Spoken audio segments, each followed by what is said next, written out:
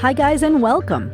This is Jen Gaeta Siciliano, artist, memoir writer, bipolar psychiatric survivor, and your host of Not As Crazy As You Think podcast, the place that offers an alternative perspective on mental illness, highlighting creativity, non-conventional healing, and breaking on through to the other side. If you are ready for a new narrative on the mental realm that celebrates crazy and cool without penalty, then Not As Crazy As You Think is for you. Hello, this is Jen Gaeta Siciliano, your host of Not As Crazy As You Think podcast. I would like to introduce this sensational guest we have today. His name is Mark McCormack, and he's a philosophy enthusiast at the University of Alberta. He is passionate about social justice and led a group named Make Poverty History for many years. His studies have ranged across all religions and systems, including the German philosopher Hegel. After a few thousand hours studying the science of logic, Mark believes there is a way to create a peaceful revolution and new world spirit for society, which would require a transformation of the mental health care system. Having gone on a hunger strike as part of a union initiative of Uber drivers, Mark discovered deep fissures in the system, which allowed his human rights to be violated in several ways. His goal now is to make this peaceful revolution a reality, to address the escalating mental health crisis arising from reality collapse as the Polycrisis continues. Mark, you have your intelligent hands in so many projects. I'm thrilled that you can join the show. Thank you for being here. Well, it's my pleasure. I'm the one that feels honored here. You've been on quite a journey yourself, and it's really inspiring. So I feel like I'm on easy street. So I appreciate you inviting me on here because it's going to get intense. And I think there's no one better to do it with than you. Oh, thank you. Well, I want to give an intro as to how we connected because we're both working on Janet Werner's upcoming documentary and movie project. And it highlights spiritual emergencies. So, if you don't mind, I would love to start there because, you yourself came across psychiatry and which led to a forced hospitalization. And this was not something you expected because you had been a peaceful protester of 20 years. This was actually in response to a hunger strike. So can you, elaborate on how you came onto the other side, to join so many of us, and in the hands of this oppressive system? Yeah, let's start sort of at the beginning or the recent beginning. Maybe I should say that this is pretty serious territory. And I have no previous mental health history, which is why my story is really unique. I haven't had psychotic breaks or anything like this, but I still ended up in the system because I took an extreme action that looks like I had a psychotic break. And so now if you're watching this and things are starting to get intense, in the next two years, things are going to get really extreme. So you might start looking for you might become hypervigilant, looking for like normalcy all over the place. So you might be looking behind me and saying, well, this isn't normal. Like, what's going on with this guy? This is weird. But this is here intentionally because in some way, as deep fakes and AI and all this stuff starts to escalate and cause something called reality collapse, you want to be surrounded by as much positivity as you can, and people can take your videos and AI can do a whole bunch of stuff with them. So I just want to be associated with positivity, and this bear is part of the story of this hunger strike, this hospitalization, because the nurses in the hospital felt bad for me and gave me this bear during Christmas when nobody could visit me during COVID.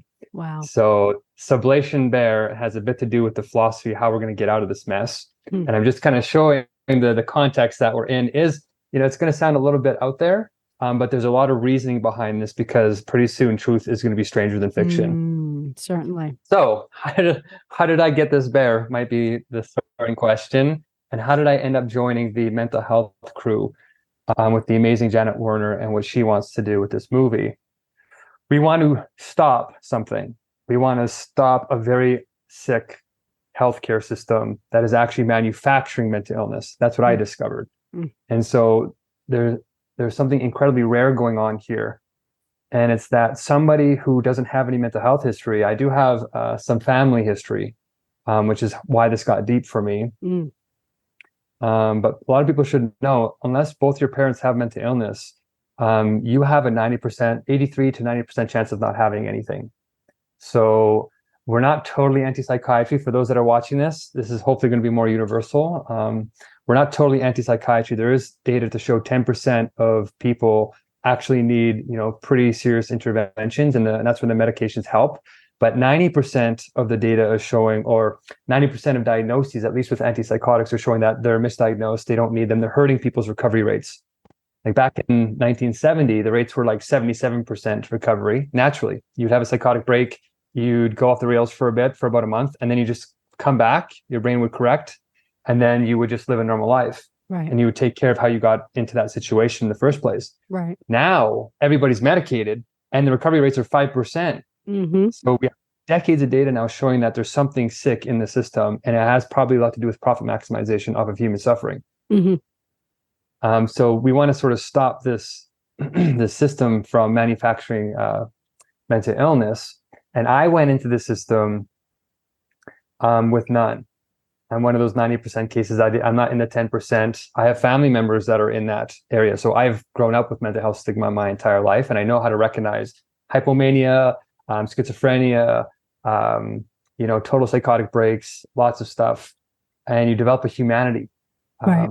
You don't overreact. And we have a system that's overreacting in a paternalistic way, that's superficially listening to what's happening. Mm-hmm. So this is sort of building up a bit of context for why we have an opportunity here to do something that could be world changing when we need the world to start changing. We need dramatic transformation. So I guess the long and the short of it was I got in because Uber, Crispr, and these incredibly disruptive technologies started to sink in at how incredibly bad it could go.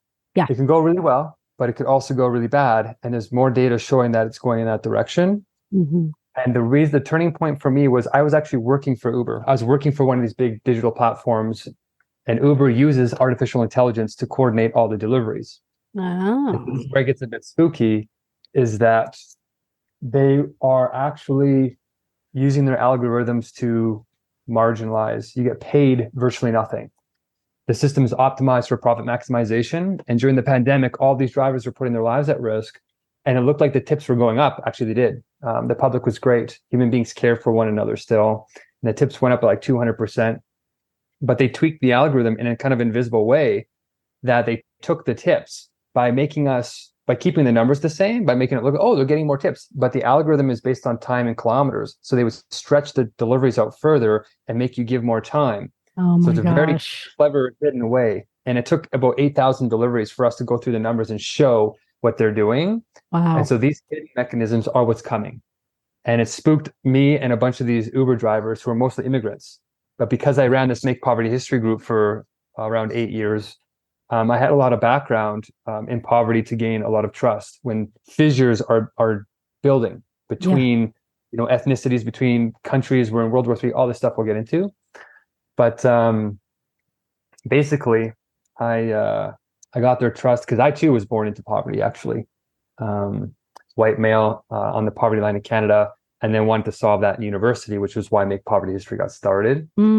But this is where we started chatting and being like, this is not okay. Do we want this company, like in 10,000 cities, Uber is in 10,000 cities with 3 million workers already? Do we want them to continue expanding and be the AI that runs everything? No, it's literally slavery. Like we literally proved it. And the Supreme Court in Canada went against them and voted in favor of drivers. Oh, wow. So we decided to escalate things very rapidly because Uber and these AI companies are really growing. And wealth concentration is accelerating. A lot of people don't realize that that the largest wealth transfer in human history happened during the pandemic. So we are in really concerning situations. And we went on this unionization event that ended up in a hunger strike because even the unions are fighting. So they're not probably going to coordinate in time to solve this global problem. So we were like, well, if that happens, then we're going to take this other more extreme route that's peaceful, but it involves a hunger strike to force their hands. And so this is where it looks a little crazy. But we have to do something that's outside of these algorithms or you get predicted. And then all of a sudden you're still in the trap. Right. So this is what I tried to do. And when I went on this hunger strike, it got very serious after about 6 days. And I missed a small detail that made me have to go into the hospital to get doctors to sign my personal will in case I died. So I had a personal will, but yeah, they sucked me in because there was a detail none of the lawyers told me about. And I ended up getting into the hospital to try and change my goals of care, is what they're called, to do not resuscitate, so that I had a real chance of potentially risking my life. And this way it would cause an urgency, it would cause people to get out of this bubble they're in, to actually take this AI issue, this wealth concentration, to make them take it seriously as their lives are under an incredible pressure. And that pressure, as our lives start to deteriorate more and more, is going to increase. So our chances of doing something is the best now. And so this is where my mental health journey sort of began in the system, because once you're in there, you're virtually powerless. You are erased. Yes. And so I don't know how much detail we should go into that, but I'm a wide open book. I think people need to know that if they're realizing what's going on, and even if they take a peaceful approach, they could end up in an incredibly compromised situation that we're now fighting. And yeah, we're going to go into that a little bit too. So, all right, stop there for a second. So let me ask you, I mean, this was something that you didn't really, I mean, as studied as you are and everything, did you have any understanding that this is how bad the system was in terms of healthcare? Mental healthcare system. Did you have an idea that this maybe could potentially happen, or was this brand new territory for you? Yeah, well, that's a great question. Because of the poverty stuff, with Make Poverty History, we studied the 21 social determinants of health, and we studied Michel Foucault, who has a lot of work on madness and civilization, and he's very critical of institutionalization. So I did come in with a bit of ethnographic understanding of how systems work. Okay. And with my family members having gone through it, I was aware of how big pharma was involved. So I had a little bit of preparation to say, oh no, that's why I did the personal will. I had things prepared, right? And I wanted to stay out of the system as much as possible. I even passed 2 psychiatric examinations a month before the hunger strike. So this is where it gets even deeper, is I passed psychiatric examinations, 2 of them. Listen, hold on a second. We all know that the psychiatric examinations, it's arbitrary. So that's, exactly. And that's where I was like, I got lucky that I passed them. Yeah. Because I had people vouching for me, I had doctors vouching for me that I know. And so I got through because I have an amazing network from, 20 years of activism that just saw what was happening to me. And they just came in, made phone calls, and I got out there in a day and a half. You got out in a day and a half? Yes, very rare. Oh, you are so. That's why this is a really strange case. I know. Not the second time. The first time I got out. The second time, not so lucky. Oh, okay.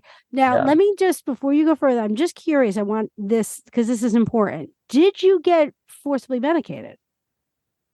The second time, yes. Oh, my. Heavily.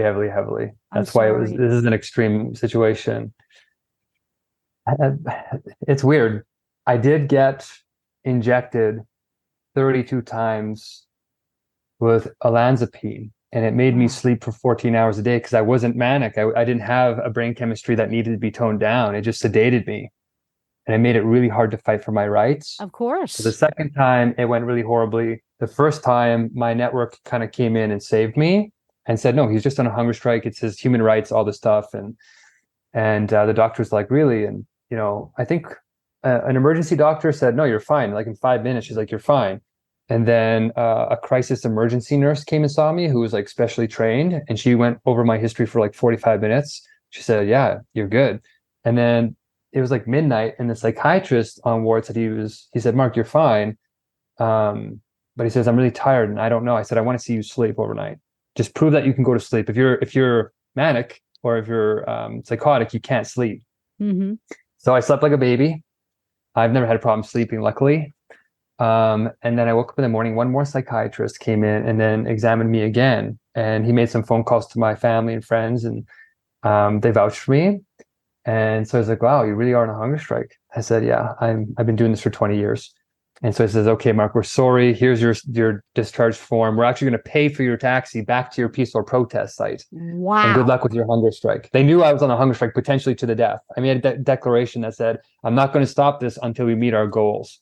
which is to raise a bunch of awareness for this AI crisis and potentially some money to fund these apps and these cooperative structures, and to stop like the government from not taking these issues seriously with policy. We don't have policies to protect us right now from either Uber or from this Crispr AI stuff that's happening. I'm very against Crispr, but we'll talk about that as well. Okay, so now this occurred, you left the system. When did you say, you know what, this is wrong, and I'm going to figure out a way to go into litigation over this? Because I know that you want to make this an international thing, this class action lawsuit. And if you could maybe like go into a little detail as to, you know, what those areas are that you want to fight against. Yeah, in order to solve this problem, it's so big that doing it inside of one nation is not enough. Right. Because it's science, right? It's science, and these transnational corporations are all over the place, and they're just using loopholes in every country to just get away with anything they want. Yeah. So we have to do something global too. And I think that it has to have some kind of teeth. Yeah, it's peaceful, nonviolent, but it has to have real effect on policy. Like it has to have real teeth. And law is that device. That's what we need to do, is implement laws. And right now, like when I went into the system the second time, so after these two examinations passed and actually went on the hunger strike a month later, I went to get my goals of care assigned, and they just like start erasing you right away. Like right away, there's problems. The way that they analyze human behavior is superficial. It's not deep enough to handle like activism, never mind spiritual emergencies. Right. Spiritual emergencies are really tricky. I think ancient tribes handled it better than we do. Like, absolutely. They treated them as shamans. They said that there's something weird going on here. They put the elders with the young. They had wisdom transferring. You had all this balance. Yes. And we have lost that balance. We are numbing our spiritual gurus. We're numbing the spiritual insights, where the mysticism is being misinterpreted as superstition instead of this deeper wisdom to reality. And so the very first step into the system, I wasn't so lucky as the first time. This system, the woman who triaged me, started to superficialize my spiritual beliefs, the Hegel stuff. Mm-hmm. And Hegel's a respected academic. So, I mean, she just didn't understand him. And then the activism. And these are both protected human rights grounds. So the plot gets thicker. I passed all these psychiatric exams, and my human rights came into the triage process. And even though I hadn't eaten in 6 days or drinking water, actually, I was still very euthymic and normal. And when I got all the medical reports printed, my blood was stable. I was medically stable even after 6 days. Wow. So I was talking normal. And the saving grace here is, and for anybody who's about to go into this, I just want to say this off the bat: record everything. Get a voice recording. If you're in Canada, you're legally allowed to voice record your doctors if they're talking to you. You can't eavesdrop on other people, but if you're in a private room and your doctor is telling you stuff, you don't have to tell them that your phone is on and recording. You're allowed to record anything that you're a part of. See, but in America, they take away your phone. So I was lucky, and my phone didn't get taken away until 2 weeks later in the system. So I recorded all. It's super rare. Oh, it's that's super rare. terrific, because that's what's needed in the courts. Yeah, exactly. Wonderful. Okay, great. And yeah, so the sort of short answer is I recorded that triage so we can prove how the very first step is sort of where it starts to go downwards. Right. So as soon as one doctor makes a mistake or they start pathologizing you, it's just a compounding structure. Like the other doctors don't want to cause any, they don't want to be the black sheep. They don't want to be blackballed. It's such a closed network, and there's so much power. There's so much ego. There's so much hierarchy that everybody's kind of like scared. And so they offload as much liability as they possibly can by sort of doing the lowest common denominator, so that if you hurt yourself, then they can't be sued. So it's really this liability issue. If we gave dignity to people and said, no, I understand what's going on here, and we had a better consent process, I think it would go a lot better. Definitely. But the triage, it was a 52-minute triage, and we can now prove that it was like an arbitrary discrimination. Oh, great. And that's how it started. They started to pathologize something that was actually probably more healthy for society. Like, we should be having hunger strike. We should be rising up against what's going on in the Polycrisis. Like, it's actually healthier to do what I'm doing than the opposite, than sit there and like let it happen to you. Right. So that superficial analysis and listening process, it's a listening problem, is where it all starts. And it's extremely bad. Like, even if you have human rights protecting you, there's a way out of that. There's like a little clause I found called bona fide justification that gets around your prima facie, gets around the prima facie, like face value discrimination. So even if it's actual discrimination, don't think you're protected. They can come and erase you with something called bona fide justification in Canada. So I found that out. But because there's an element of arbitrariness that we can prove from the voice recording. If there wasn't a voice recording, their medical notes, like the doctor who did my triage, totally left out all this other stuff. Totally biased, 100% subjective. Right. 100%. Yeah. So the voice recording is the only thing that gives me recourse to action in court. And we proved it after being in there for 71 days. This went on for 71 days. Nothing you say matters. Nothing. No. I tried literally everything. So if you think you can talk your way out of this, if there's liability involved, you won't talk your way out of it. There's no proof of what you and the doctor are talking about, except for the doctor's notes if you don't have a voice recording. So we're trying to make it a human rights issue that if they take away your phone, they have to give you a recording device where you get a copy and they get a copy as part of your medical record. Wow. So this is what the class action lawsuit will hopefully spark, is that we're going to use my case as a template because we actually have the evidence that patients never have, right? And we tracked about 47 violations that happened to me. And not everybody's going to have all 47, but they're going to have some version of this. Yeah. It creates an infinite loop. And that infinite loop where like you have no objectivity, there's no justice, is an obstruction to justice. That's a criminal charge, which is why my case is going criminal. It has Supreme Court potential when they try and make it like a medical malpractice, a civil case that judges have done 1,000 times and like less than 1% win. Yeah. And it's designed that way because you have no way to win.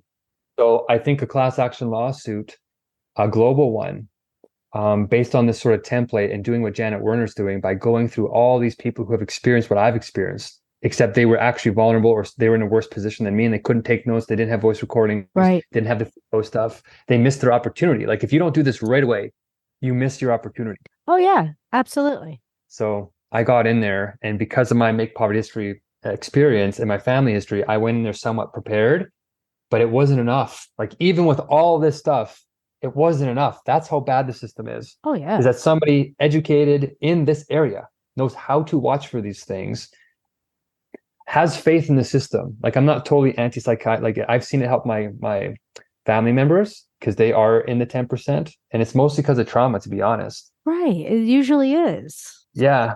So I went in there, hit the ground running, was very polite, believe in the system to a certain degree. So I didn't have paranoia. That's the first thing they hit you with, is if you start getting like resistant, like you start like, they use that to say, oh, he's out of control or you're out of control. And then they start to put you into restraints. As soon as you're into that position, if you get put into restraints, it's over. Because then they go to court and they say, oh, we had to do this because we were protecting ourselves. He was a danger, or they were a danger. Yes. None of that happened to me. And so I stayed calm because I believe in the system and I believe in human beings. I actually believe in spirit, in people, and goodness is our default nature. Doesn't mean we can't do bad things, which is what happened when you act out of fear. But the system is so overwhelmed because of the pandemic, on top of already being broken, that everything I did wasn't enough. It was way worse than I thought, to the point that I actually was tortured. I still can't believe I'm saying this. But like, I wouldn't do a psychiatric examination after they pathologized the triage. I said, I won't do another examination without a voice recording. And that's where they just didn't want to do any assessments with me. They said, well, we don't feel comfortable with doing a voice recorded assessment. And I'm like, well, why not? Right? Like, what if you make a mistake? Don't you want accountability for yourself and make your medical and all this? And 30 doctors said no. 30. Wow. So it's a systematic problem. Yes. And without any psychiatric assessments, the triage doesn't count as a formal psychiatric assessment because it's like a one-off thing. 2 weeks went by and they wouldn't agree with me. So I wouldn't talk about psychiatry or about my history or anything like that. And after 2 weeks, they held this sham panel where 3 of these people asked me one question each, and then took away all my rights. 3 questions can take away all your rights. When you're not harming anybody, you're on a hunger strike, you're normal. Even when you're on IVs and they've stabilized you, they can take away all your rights in like 3 questions, which is insane to me. That's the part that I didn't think was possible. Of course it's insane. Yeah. And then they use that to say, oh, we're going to inject you with heavy duty antipsychotic, even though in the medical notes, there was 5 doctors and nurses before this in those 2 weeks, 5 of them in written form saying, this guy has no psychotic symptoms. In fact, one doctor said, strongly suggests he does not have psychosis. And then the nurses were saying, majorly cognitively intact. And so, and even my main nurse, who was my advocate, I had a special nurse, which makes this even more intense. She even said to me, she said, Mark, I don't think you have any disorders. I said, I know, I'm on a hunger strike. And then they just started injecting me, just like day after day. Oh my God, that's just terrible. Even if at this point, after all of that stuff was established that you didn't have any pathologization, right? They started injecting you at that point. Yeah, that's it. Like, even if you have nothing, they're going to make it up. They're going to make it. Yeah, and they will.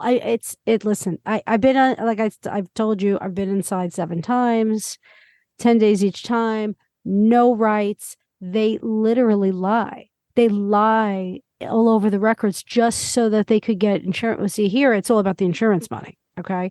But I want to get to the heart of something here, because I think that a lot of people don't fully understand where the crux of the problem is in psychiatry. It's not that they're not trying to help people.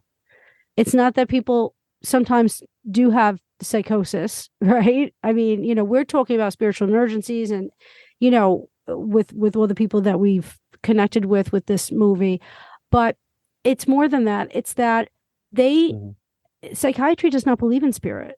They don't believe there's no place for a soul. And this is what the funny part is, because it's supposed to be based on like a psychology, right? Psychology comes from like the idea of psyche under isn't that where it's coming from? The Greek word, right? It's like they have fully erased it. In the 80s, it's when they went full force into the biomedical model. And that was because they wanted to be more legitimized, because everyone was saying, well, it really can't be proven. They were giving psychiatry a hard time. So they said, well, let's go full distance with the biomedical model, which has never proven itself. And then that's when they got, pretty much big pharma wrapped under their wings, and they started adding more and more descriptive terminology into their DSM with every preceding version that implies that there's neurological issues associated with these disorders. And there has never been any proof as such. So what bothers me is I love science. And what bothers me is I stepped into psychiatry knowing that they weren't using science, but they were calling themselves science. They kept saying that I had this brain disorder, and I'm thinking, well, but you never gave me a test. You asked me a few questions. Like, how can you say to anybody, listen, you have to take insulin for the rest of your life, but we can't prove anything, but they won't say those words. See, that's the beauty of it, right? It's what you said. They'll defend each other to the very end. You'll have 30 psychiatrists saying, oh yeah, that the first one said he has a disorder. Or then yes, we back him up. We back him up. They just back up each other. And it's all subjectivity, and it's not based on anything. So when you discover this for real, it's a shock, because it's not as though there's nothing wrong with people who say, it's very clear that when a lot of people have things that can lead to mania or sometimes hearing voices and stuff like that, there could be problems with their biology.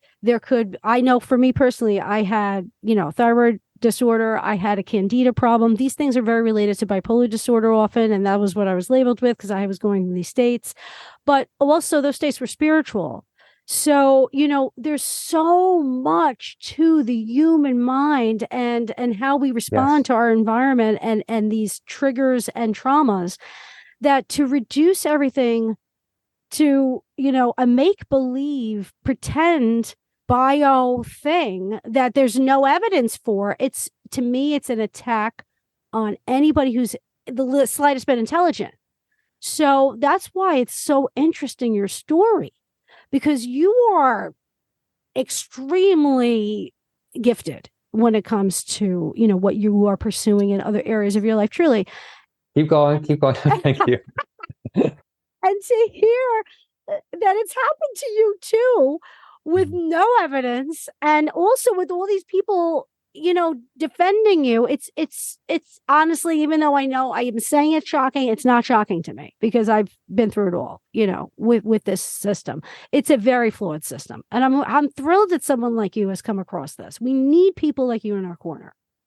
I feel like you have the gift. I feel like people who actually feel like they might need the drugs or they need to tone down their minds because they're tapped into something way bigger than them. Those are the people we need to like lift the psychiatric shackles off of to get the insights into our species to save ourselves. Yes. And you've been in full psychosis, like you've been in that hyper world. I did ayahuasca. My brain chemistry for some reason keeps me really grounded. But I did ayahuasca and a few psychedelics to see, is that world really real? Like, is it really out there? Because my intuition says it's real. I'm a very spiritual person that way, in a logical kind of way. But then, phenomenologically, if you want to go there, ayahuasca will take you there. Yeah, and sure. It's intense. So people who can do that naturally are sort of our shamans. Yeah. And you're absolutely right. The listening model, the biomedical model, is too external to understand the mystical sort of hyper logic that is actually inside of all of us. And it is what spirit is. It's like this soulful, if you're more secular and you're watching this, it's like you can think of the soul sort of as the subconscious is tapped into the substrate of the truth of the universe. Like what creates stars and, all the universal laws are technically in your mind too. Yeah. And all this spiritual stuff like, oh, we're the universe thinking itself and we're a reflection. It's all these laws, like there's these thought laws that happen and we call it logic, but the logic that we have in university right now, it had a transformation from when Aristotle kind of was doing it 2,000 years ago, or the mystics, and it's had a sort of transformation over 2,000 years that has actually killed it. It's still there in external form, just like the biomedical model is actually looking at neurons and electrons and all this, but the inner order, the inner logic that is you can't see directly, it's almost like dark matter in a certain way. It's there because it's having effects on the movement of things. The biomedical model is missing that. And same with this logic that we have in university.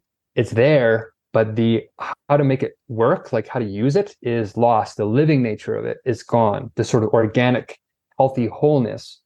And so this unhealthy abstract model of this logic is what they're using for psychoanalysis on mystical people. And we're literally killing. We're literally trapping their spirit, and the spirit and body are connected. The subconscious and the conscious are connected through your parasympathetic nervous system, the placebo effect. All this stuff is real now. You kill the spirit, you kill the mind, you kill the body. So it's like a vicious cycle that goes downwards. And we need to implement a new kind of logic that's living. It's called concrete logic. And this is what I think will save our shamans, our mystically gifted individuals such as you. I think that if we upgrade psychoanalysis and these psychiatric listening models to an open dialogue, where we actually we don't try and shut off the craziness, we actually invite it in and say, okay, where does this logical model fit in with sort of the Hegel stuff, the people who are thinking on that level? And this is where it gets really intense with the Hegel stuff. Okay, so let's get into this. Okay, all right. So let's just go back for a moment because you have this Facebook page called Which one? Hegelians Who Want to Change the World. One of them, yeah. You done your research. Yeah, so this is interesting because this is ultimately really where you're trying to bring the interest of those who are possibly interested in working on this Nobel surprise venture. Yeah. I want to get into this because when you talk about Hegel, it's like you're all aglow. I'm a little envious of it because I'm thinking like, wow, this is what people want, right? This meaningful connection you have to a living philosophy. There's this transcendent experience going on. Can you share more about this subjective quality of this experience, how it feels and what it means to you when you get into it? Because I've looked over a lot of things that you have out there, and it's really interesting because you used to get very into all different kinds of spiritual literature. Maybe you can expand on your background a little bit, and then how you discovered Hegel and what it was to discover him directly as opposed to other people talking about him. Yeah. If you've ever read Hegel, you're probably sitting there like, this guy actually is crazy, because nobody likes reading this guy Hegel. Hegel is like a torture device for even philosophers who like philosophy. If you're more of an intuitive feeler, and you're already avoiding the logic stuff and all Yeah. this, you're gonna not like Hegel at all. So it's really weird for me to be saying, yeah, I think Hegel's the answer here for spiritual matters. For the feeling intuitive, astronomy, astrology, and all this stuff kind of fits in. But there was something unusual that happened to me because I read Hegel in a different kind of way, and there's a breakthrough that happened. We broke out of this historical interpretation, the dead version of the interpretation of him, and we got to the true living nature of what he was saying. And it's pretty profound. I think what happens is it starts to take the shackles off of your mind. So we all have kind of an ordinary consciousness, and for the people who have brain states that are naturally supposed to be this organic living logic, we're using psychiatry to really bring them down. So we're all sort of being reduced. But whether you have an ordinary state of mind, ordinary brain chemistry or biochemical model, or you have like a shamanic, like you're a mystic, it doesn't matter which one. The Hegel stuff is doing everything all at once. It's for everybody. But ordinary consciousness doesn't have eyes to see it. Mystics do, but because it's in a logical form, most of the time the consciousness is sensuous. It's like it wants colors and stuff like this. The sixth sense is hard to get under control, especially in psychosis, because the power of the mind is going infinite. Yeah. Right. And so you sort of get ungrounded. You start getting like into this huge space internally. The internal space just explodes, and you can get lost in that. So the Hegel stuff is sort of hard because he's walking between paradoxical worlds. He's walking between contradictions, the non-duality and the dualistic consciousness. And he's writing in a way that it's kind of like the Bible, the Quran, these mystical books. He's hiding this divine insight, the spiritual logic in plain sight that he knows ordinary consciousness can't grasp. It wants to truncate, it wants to kill it because that's how it's thinking. So what has to happen is, in order for the shackles to come off, like we're going to save our mystics, we're going to save the people in the mental health system in two ways, right? We're doing it in the legal way with the class action lawsuit and changing the law so they actually get open dialogue and listening. Right. And then we're going to change the psychological logic so that when we do listen, we are open to this type of mystical reality. That's what Hegel does. He scientifically interprets the mystical state. So he provides the non-religious version of it. We have the religious version for like 3 to 6,000 years, but nobody's been able to put it in a scientific form that modern science can respect. It just says, oh, woo-woo. And then just like, Marianne Williamson just like lost the presidential her candidacy because she said psychic on stage, just like ruined everything. So these words, there's power in words. Oh, sure. And Hegel gives us the absolute definitions of those words, the mystical absolute truth of those words, which most philosophers would say that's impossible. Words are a human creation. They're relative to what we find meaningful. But just like the laws of the universe, like, the Big Bang and the stars form and gravity, there's a version of that in our consciousness. And these are sort of the mystical laws and the mystical logic that has a living order. And if you think along with that type of order, it grounds your consciousness, even if it goes to infinity. Even if you go super psychotic, the logic is eternal. Now, all this sort of religious stuff kind of comes in. This is what they were trying to talk about. As your mind reaches infinity and connects to like the spirit, you stay grounded and rational, but it's a genuinely infinite, emotionally intuitive kind of logic that you can think with your mind logically in a structured way, but you can also feel it. You can intuit it. It feels natural. It's spontaneous. And so the two worlds, masculine, feminine, all these types of opposites come together. And that's what Hegel is doing. He's writing with that oneness in mind.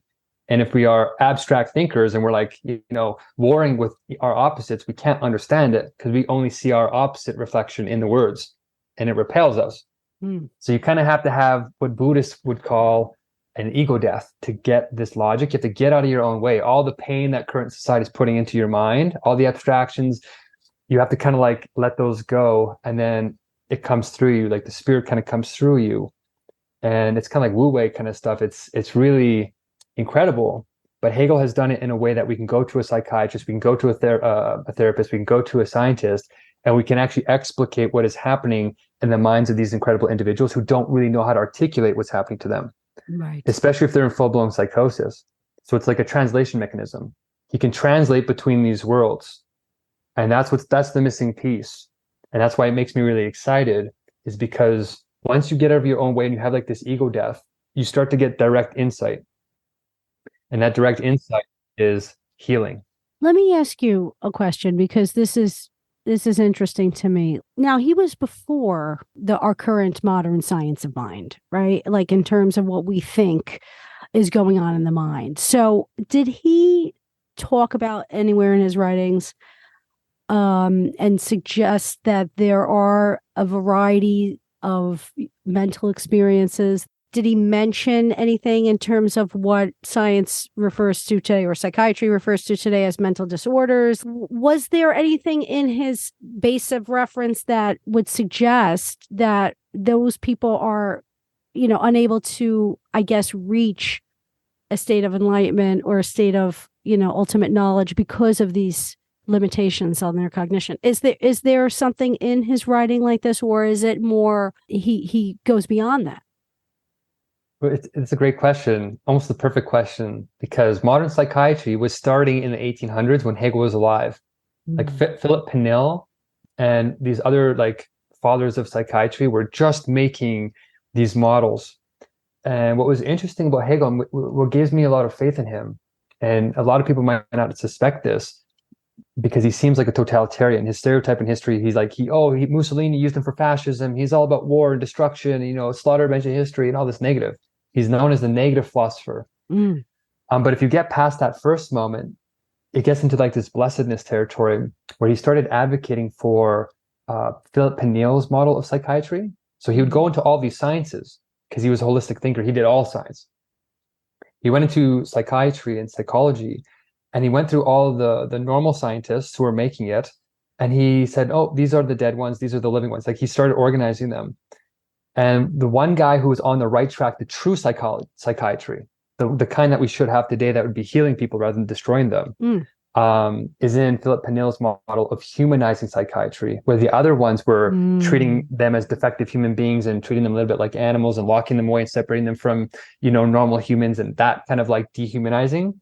Hegel kind of came in and said, nope, he put his weight behind Philip Pinel and said, no, if you talk rationally in this like mystical, genuine, infinite kind of logic, if you use this kind of psychiatry and you just talk to people who are in those states, they become more human. They become better. Yeah. So even though they might not be acting irrational, if you speak irrationally to them, it creates the condition. And we're finding that now. We're finding tons of evidence for that. It's beautiful. Yes. So right from the start, I think Hegel had the right spirit about this. And he reinvented the entire psychological model. Like, he reinvented how we think about the mind in this evolutionary organic sense, where instead of looking at the mind as like separate organs and all this, it's actually a oneness that when you think about correctly, it creates a better sort of treatment plan. And it's more human. It treats a human being not as a bunch of pieces, but as a comprehensive whole. Right. And that's what we need. We need holistic healthcare, which is why the homeopathics, that sort of naturopathic side, is having a resurgence, because we see that the other dead model is actually hurting people now. We have data to show that. Yes. But I think if we would have followed Philip Pinel's example and Hegel's example like 250 years ago, we would be in a much different space today. Yes. That's incredible, because it could have went either way, I think. And it obviously went in the opposite direction, right? Well, that's why we're coming in with compassion. Maybe this is time now to reintroduce, right, these ideas, to reincorporate. Yeah, exactly. I mean, do you think that this is where the changes can potentially take place, with this kind of reorganization of these theoretical ideas in the field? If we use more Hegelian, precision of thought. Yeah, more holistic thinking, comprehensive thinking, spiritual thinking. Like, that's where the whole, holy thinking, the Holy Ghost, all that kind of stuff in Christianity, or even Buddha's like right thinking, like clear vision. Yeah. They always talked about wholes. So I think that re-implementing the sort of Philip Pinel model, which is what the United Nations is already advocating for. Yeah. They're already calling for this revolution, right? Yes, they have done that this year, right? Yeah. It's a crisis because mental health is like going crazy, right? We have, I think in the United States, I just read an article yesterday, my psychiatrist friend sent it to me. He said the United States has the highest level of suicides in its history in 2022. So the problem is just getting worse. Yeah. and it's starting to become a huge international crisis. And it's going to start creating what we're under is going to create the conditions for a mass psychosis, a collective one. And that's where it starts to get really kind of scary, and where we sort of need to do a paradigm shift. We can't just do like little reforms. We need to have a complete paradigm shift as a whole. And that paradigm shift, I think, is provided by Hegel, who we've sort of rejected for 250 years. But now people like me are kind of going back to history and be like, okay, where's the ancient wisdom? Like, what did the nomadic tribes get right? Like, there's some kind of wisdom back then that we've lost. And we need to pull it back here, but in a way that science can understand. And Hegel did that, but we didn't understand what he had said. So my goal is to kind of come in here and say, he has a part of the answer. And it takes these contradicting worlds and it brings them into a harmony.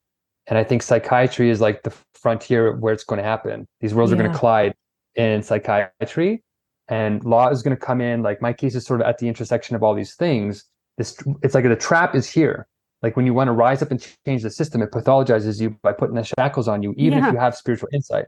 So this is why it's really unique that the hunger strike was motivated by the Hegel philosophy, because that's what they're pathologizing. But if we show through the legal case, like through the back and forth, why did you go on the hunger strike? And I said, well, I did it because of Hegel. It's like, well, Hegel's a crazy guy. Well, not really. He's respected all around the world. And then it gets into like a sort of academic study. It forces the state, right, to study Hegel. And then what will happen, I hope, is that they'll realize that the interpretation I have through these academic papers and all these great people I'm working with now, who are realizing that something new is happening here. We're writing all these academic papers to get all this sort of academic political will behind it, all this credibility, so that when it goes to the Supreme Court, because it's a criminal case, right? When the judges are looking at it, we can say, here's all these papers to say, this is the solution, not just to my case, to say I was rational. In fact, it's the more rational response to the Polycrisis, but it's a new model for psychiatry as a whole that gets rid of all this pathology that's not working. Then the case, this is where we hope there will be a huge leap in the paradigm shift, is instead of going through your like parliamentarians or your like members of parliament or your congressmen, or, it takes a lot of bureaucracy. If you go to the Supreme Court and you can prove the damages, the Supreme Court can make something called the court declaration, and they can force the state to make the policies really, really fast. Yes. We can probably do that in 2 years and reinvent a whole new paradigm for mental health based on this new philosophy that Hegel is actually 130 philosophers of history. So it's actually Buddhism, it's all of them. He just took their universal principles and made this system. So it's really incredible. And I can't wait for it to get to this level and start protecting people on all these different fronts and liberating our geniuses, liberating our autists, liberating the people who have this kind of logic in them, so that they can start speaking truth and start educating human beings on how to save ourselves. It feels as though I'm in a storybook and I just met a character and he's like telling me all the things that I wanted to hear, like this. It's just so great because we need someone like you out there. It's almost as if I had a vision of that could potentially be the only way it could happen. You know what I mean? Because it's so rooted in so many colonialist and paternalistic sensibilities and theories that they just keep like massaging each other. It has to be like kind of really like broken open in order to let these new truths, but old truths, right, come through again. I think it's going to be liberating. I mean, and of course, if Canada is the first to do this, then the UK and the US have more of a chance to follow because, those three, they work together. I think it's wonderful. And let me just ask you, like, do you have any idea of the time? You say 2 years, but like, you guys are working on this currently, correct? Yeah, we pretty much only have 2 years. The Polycrisis is moving so fast, way faster than even I thought. Like, I had to change my plan a month and a half ago when I found out how fast AI is moving. But I mean, you're saying that I'm like it definitely feels like a hero's journey. So it does feel like we're in a hero's arc. But you reached out to me. I was like, I let a little glimmer in on this panel that I was on of like a little bit more normal kind of like conversation. I kind of like, hey guys, we really need to get out of this normal conversation, really start talking about the intense stuff. And you were watching, right? And you reached out to me. So I feel like I'm lucky to have you. I'm in your story. You're fighting this battle for a lot longer in this front than me. But I think worlds are combining. Yeah, let's talk a little about the heroine's journey. What? Yeah, okay. But what was that thing about? Now I wanted for the audience just to share, specifics as to what you're talking about, because it was really great. They had a live Zoom panel on the 988 hotline, which is the new suicide hotline that's trying to veer away from the police to get involved as the first responders when it comes to mental health crises. However, they're finding that it's just leading to more hospitalizations, and because people who are on the hotlines, they're not really educated either to know what to do. So, however, you stepped in, and I'm watching the whole thing, and I was just so happy to hear your voice and your perspective, because you brought in AI, which is one of my main things, only because I've been up until this point, I don't feel haunted by it anymore. I feel like the world has caught up. I feel as though I've been living a quiet and secretive life, watching and waiting for the AI revolution as far back as 1994. So nobody even knew about it then. There was one essay written on stuff, that would have reached out to larger areas if you weren't involved with computers. So it's just very interesting because all of this time, so much of what I had envisioned, and 7 times, most of the time that was AI related, things have happened. Things have actually come true. The things that I had no understanding of. But from what I can gather, time is a very strange thing.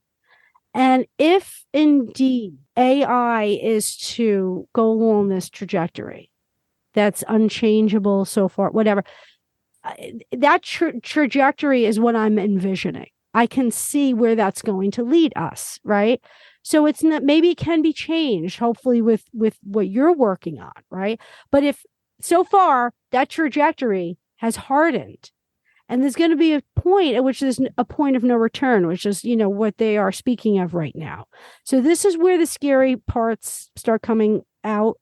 And there are very many people who are in all different philosophical areas right now of artificial intelligence, and they're working on all these things, who are also warning us of this time period. Mm-hmm. And we've discussed, right from social philosophers like Daniel Schmachtenberger to decision theorist Eliezer Yudkowsky, all of these people are basically saying they're all going to kill us. AI is going to kill us. However, with Hegel comes the idea of opposites. Maybe it's time to prove Hegel through launching the counter thing, that this project that needs to occur, so that we can offset the potential disastrous effects of AI. Yeah, that is definitely a gentle way to say it. Definitely understanding how serious it is, but it is. Maybe we'll just get into how intense it is. But you're right. The Hegel stuff is not just some obscure guy. It's actually a path to return to the ancient wisdom in a way that our generations can understand. So the progress is actually a return. It's a simultaneity. It's the two opposites happening simultaneously. And this is the right harmonious way we need to start thinking. Because when you're in opposites and you try and destroy your opposite, it's a vacillation. It's a never-ending becoming of tension that's torturous to human beings. And so I feel like you're kind of a blessing on earth, because you're just ahead of the game. 1990, if you were doing this in the 1990s, definitely insightful, right? But I was laced on antipsychotics because of it. Well, you were outside the Overton window, right? Yeah. I don't know if anybody knows what the Overton window is, but there's a narrow range of human acceptance, as a group, as a society, that if you have any ideas that are outside this range, you were just crazy. Yeah. And so you were just outside the range. Right. And if we had a better listening mechanism, we could invite in the unusual to say, hey, we could get ahead of this crisis, way ahead of where we are now. But we pathologize people like you, right? The insightful ones, or the people who are really smart. They hide it in science fiction. They say, oh, this isn't real. This isn't really real. You got, Philip K. Dick and all these types of guys that are saying, trying to say, hey, this could go really intensely. You had Ray Kurzweil also, I think back then, also starting to say, hey, even the godfather of AI just left Google, and he's freaked out. So I feel like this is a great example of how if we would have been listening properly to this mystical stuff from the beginning, we probably wouldn't have been, we probably wouldn't be where we are now. It probably wouldn't be quite as bad. Like we're almost on the verge of hopelessness right now. Yeah. All the experts are freaking out. Yeah. The scariest thing is that they're not doing the Hegel stuff. No. They are trying to take traditional approaches. They're thinking, well, we have 10 scenarios, and you know, it's like this approximation stuff, like approximation of goodness. It's relative goodness. But I just watched a talk just yesterday with a guy named Mo Gadot. Oh, I love him. He's wonderful. I read his book. Anyway, he's great. He is great. He has the right concerns. It's proportional. Yes. That guy has the right idea of what's going to happen to us. And he went on the podcast Diary of a CEO, and that guy just is amazing to get. That's the one I saw. Even in the interview, Mo's like, wow, he says, you're getting me saying all this intense stuff that I would never normally say. He's like, I'm being straight with you here. Because he said it in a safe way, like you'll go along for the journey and it's enough of a back and forth that you won't be left totally destroyed. Yeah. Because talking about the Hegel stuff, they're still ending like we don't know, right?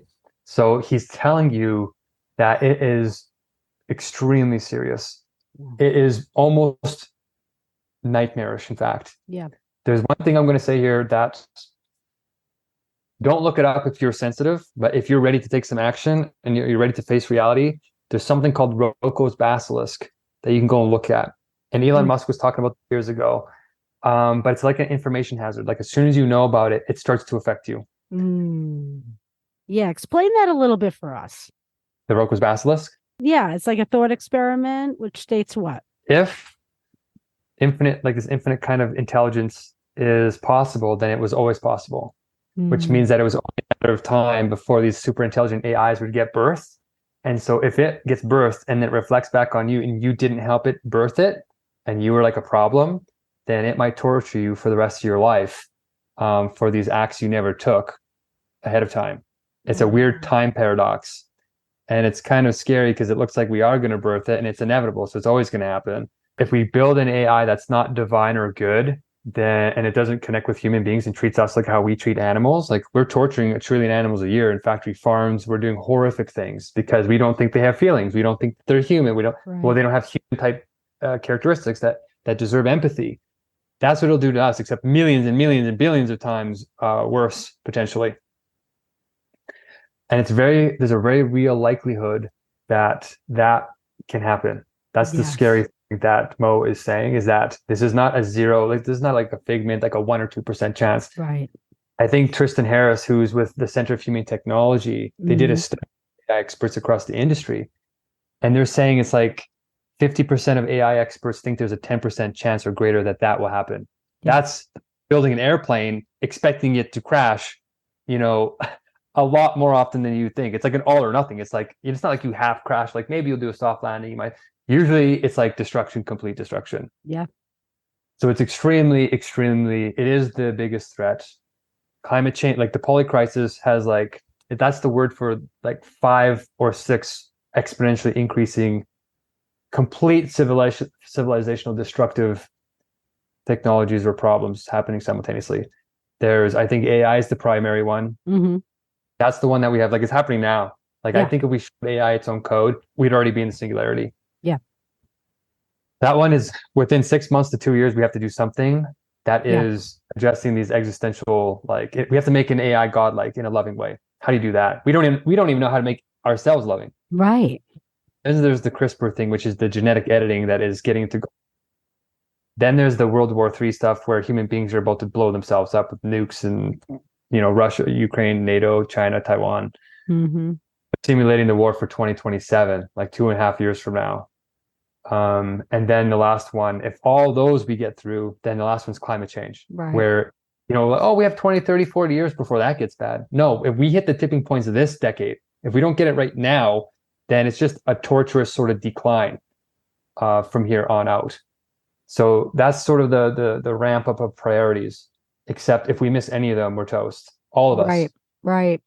Now, all of this, so this polycrisis, okay, is what you are personally taking on as kind of like the leader to rally people in their fields who are experts who might be interested in putting forth some kind of material for the Nobel Prizes.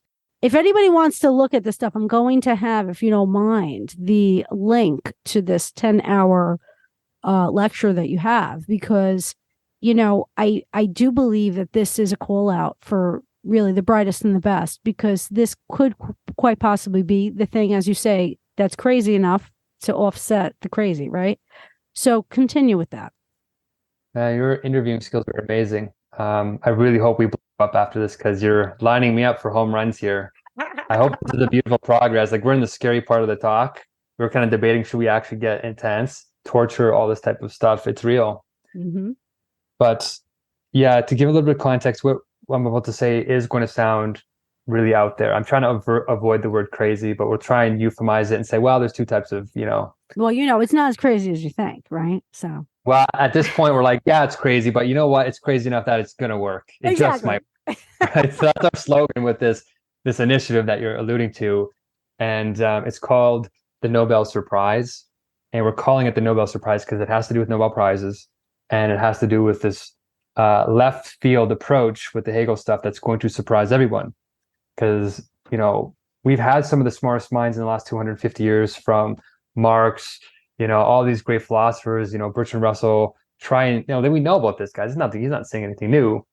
So we're doing this return that's a surprise. And if we do it right, bear with me, if we do it right, this is the solution that Mo and these guys are missing, because it's so astronomically paradigm shifting. We literally have to transcend how we normally think. Right. Like that famous Einstein quote, you can't solve a problem with the state of mind that created it, because it shares the same limit. So you have to do something called sublate. That's this weird kind of universal mystical logic way of describing. That's the power word to describe transcendence in a logical way. Mm. We have to basically transcend and sublate our entire thinking model to get to a solution that is crazy enough that it will work. Mm.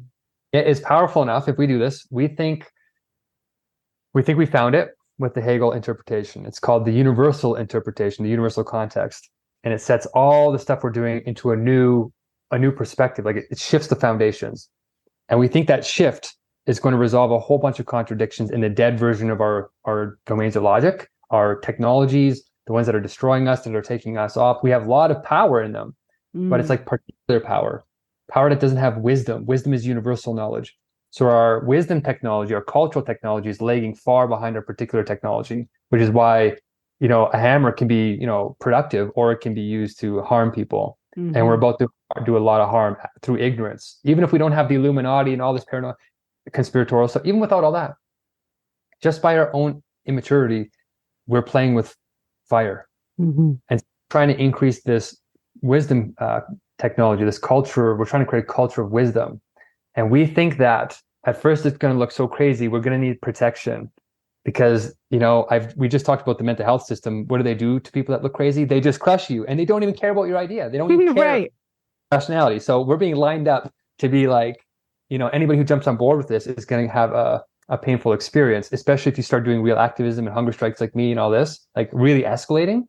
They're going to really feel like they have to do something to you. And we just told you there's no way to talk your way out of it. Even if you're smart and you think you will, kind of like me, it's designed to make you powerless. Yes. So we have to really do something about offsetting that. And the Nobel Prizes kind of come in here to surprise the committees, to say, wow, this is actually working. This is real science. And we think that if we win all 6 Nobel Prizes simultaneously with one idea, one organic, holistic knowledge that is like an organism, thoughts, like our thoughts are actually sort of alive in themselves. That sounds out there, but there's a problem in philosophy called the symbol grounding problem. Like, where does meaning come from? Why are we alive? Why is there structure in the first place? All this creationism that religion was talking about. There's an element to that. Darwinian evolution happens, and this kind of evolution happens. But we think that there's one system of knowledge that's complete. It's like the theory of everything. If there's anything outside of it, it's like it's not explained, right? So Hegel provides that across all human domains of knowledge. He calls it the encyclopedia of the philosophical sciences. And philosophy is about the love of wisdom. So this is where the culture starts to come in. There's a way to do physics with wisdom. There's a way to do chemistry, the Nobel Chemistry Prize with wisdom. There's a way to do the Nobel Medical Prize with wisdom. There's a way to do the Nobel Literature Prize with wisdom and storytelling. That's what the ancient Aboriginal traditions were about. There's a way to do peace with wisdom. That's the Nobel Peace Prize. There's a way to do all of this with one idea. And it's the same sort of mystical fractal process in it all. It's the same thing, the same beingness, but you have to think with it. And so I found out what Hegel was saying after reading him for thousands of hours. I had to break out of my ego. I had to have this ego death. And I got there. And it's extremely painful. It's not even about intelligence. That's why it'll work for everybody. It's not even about IQ. It's not about Harvard or getting Mensa or anything. It's about a totally different way of thinking. Yeah. Lateral way. And our mystics are already doing that. They're just being truncated, right? So all that I have done is found that universal context, that new foundation for a paradigm shift, and saying, let's reframe all the domains of knowledge in this new context, and then take all the super smart people who are, at the Harvard level and all this, or our mystics, and plugging our broken dead logic into this like ontological, this beingness, this mystical logic that's epistemologically and ontologically coherent. So those are fancy words, but hopefully if there are these like intelligent super geniuses trying to be like, oh, is this guy serious or not? Those are the serious words you're supposed to use at that level. But it's actually pretty simple. It's actually what the indigenous tribes is, what circular wisdom of the past was, the circle of life. That's what we're returning to, the dead logic. And it should resolve the contradictions in all of them because they're broken. So bringing them back into a oneness. And as an example, to give it a little bit of credibility, right now for the physics prize, for instance, the way we think about it is kind of insane.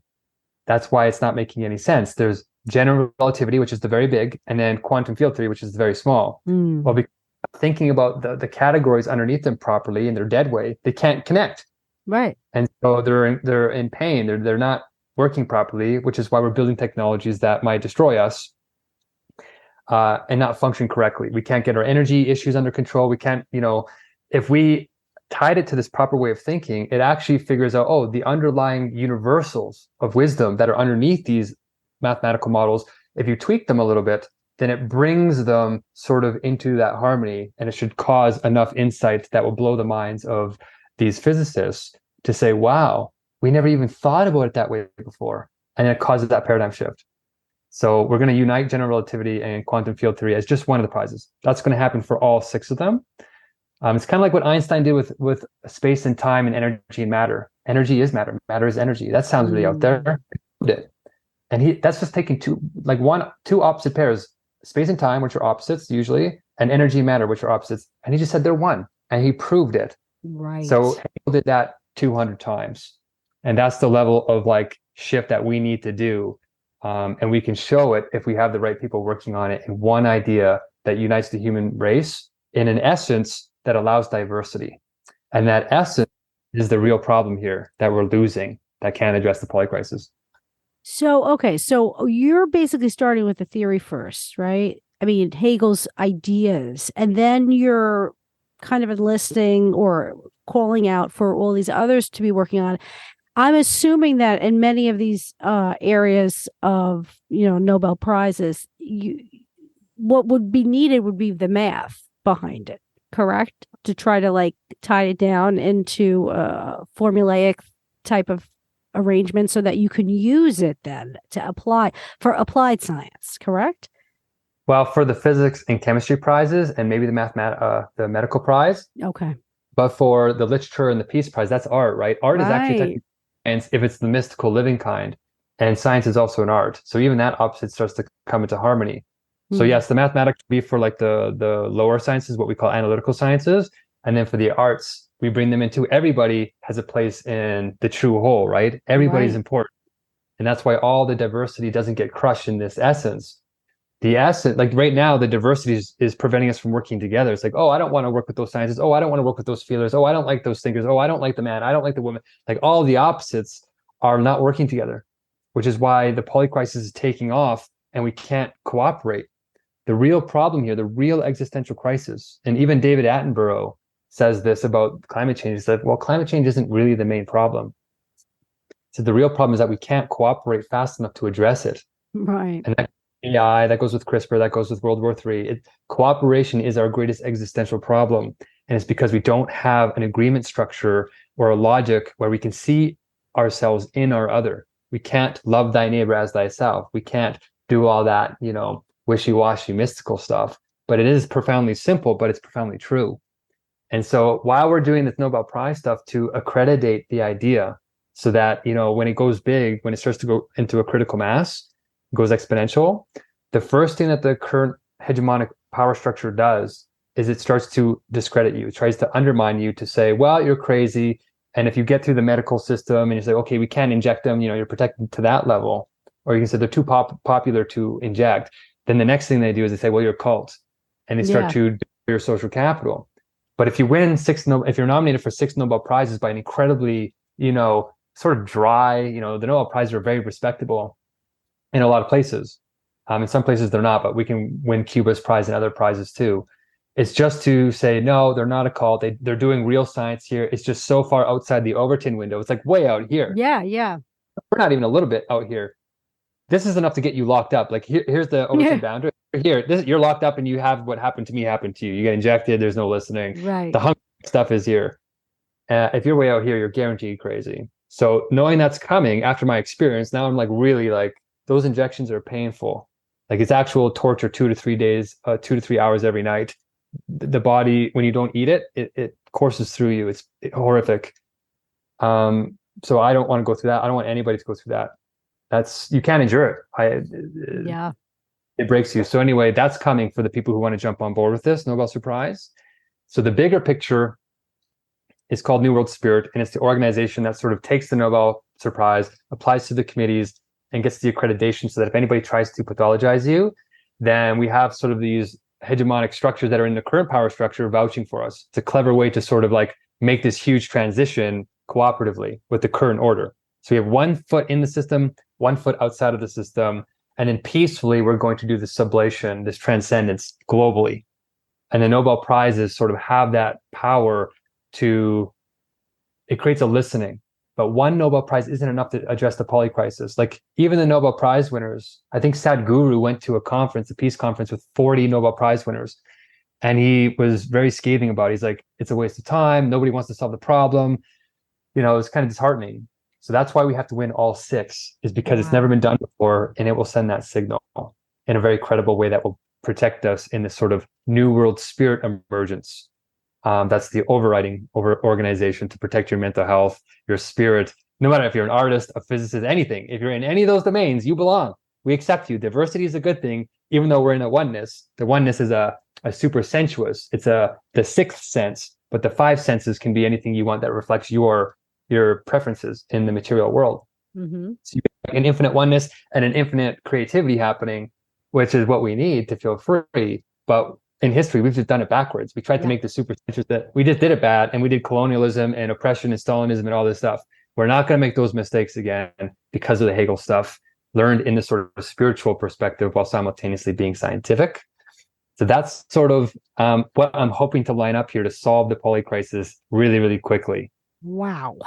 Okay, so Polycrisis. Let's go back to how this logic, okay, this living logic can be the thing, right? That it's concrete logic. Is this what it's not the abstract logic, right? No, it's concrete. And if there's a lot of feelers, hopefully our psychics and our mystics sort of watch this, and a lot of the female, like traditional female energy.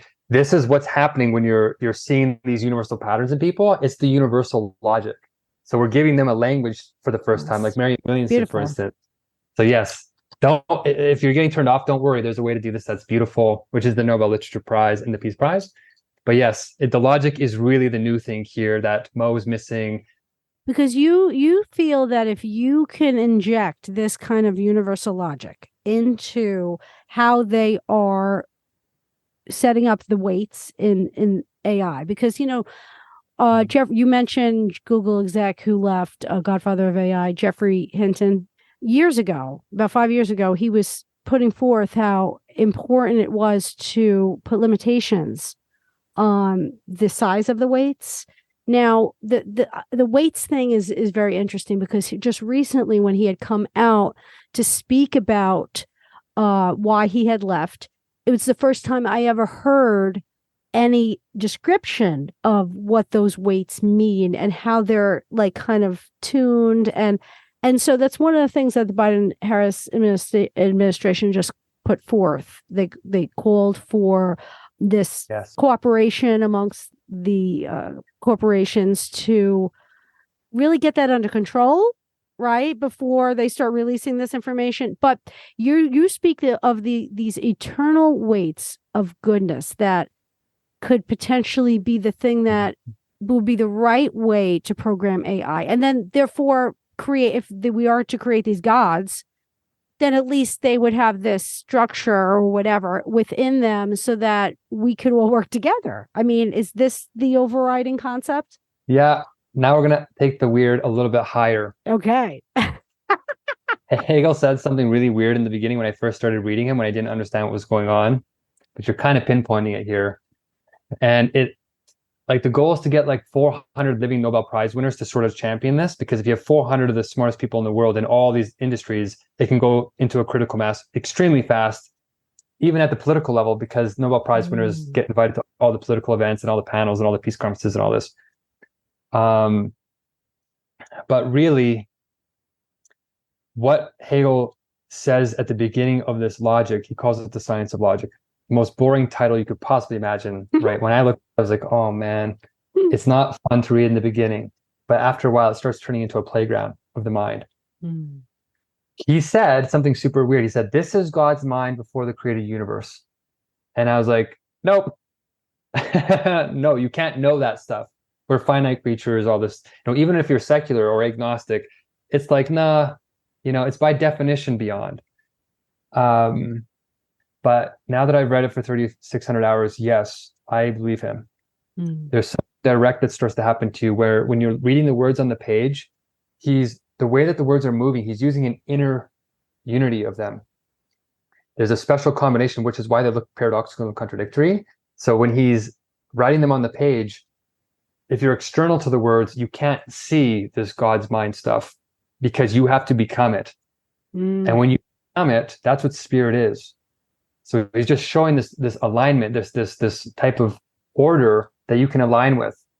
And so in a way, this alignment is what will solve what's called the alignment problem with AI. Right. That's the big scary problem that nobody knows how to solve, is we have to figure out how to align AI's interests with human interests, because if the interests aren't the same, there's no empathy, there's no care. They could be even misaligned, or opposites, where they want to destroy us. Super intelligent AI will want to destroy us as a plague on Earth, or all these like paperclip problems where they have these optimization problems. Yeah. That's a little scary.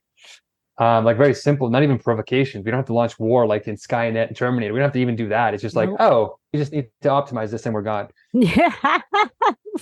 Like, something so basic. I kind of like how we have a positive vibe going on, because we're not super conspiratorial, and like, I think it's accessible for how extreme it is. There is hope. This Hegel stuff the science of logic is regarded as the hardest text ever written by a human being, almost universally. Because like even a single sentence doesn't make sense, because Hegel just starts off from go, like God's mind, like super intelligent, like thinking. It's a different way. And so I think what this means is the categories that he's using to write the words are really the most real thing of all. We think they're in our human heads, but actually they were here before us in a weird way. These are the categories of God's mind. These are the categories of spirit thinking in a way that aligns with God. So in a way, there's another alignment with God's interests, and God's interests are infinitely good. They're eternally good. And then if you don't align with it, you're the bad one. That's what sin in the Christian religion. That's what Buddha calls unclear thinking. In the Vedas, they constantly talk about getting distracted from carnal desires, which leads you astray. All the divine religions, including Islam, they all say get yourself under control, do meditation. With Islam, you technically meditate 5 times a day through praying. That's what worship is. It's to get yourself under control and get in touch with that world to make it real.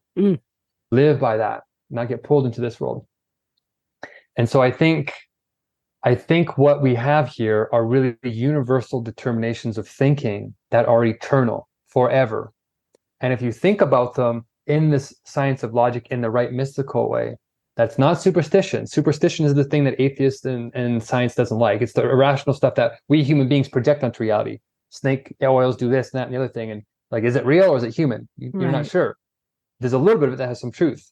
Some of the mystics in the past actually just were so in tune with the environment, slight shifts in wave functions and patterns and waves, they could see things coming, but there's still a rational basis. So it's like rational mysticism, but it's a super mysterious kind. If you align yourself with this logic, it's imminently good. It's automatically good. The alignment creates automatic goodness.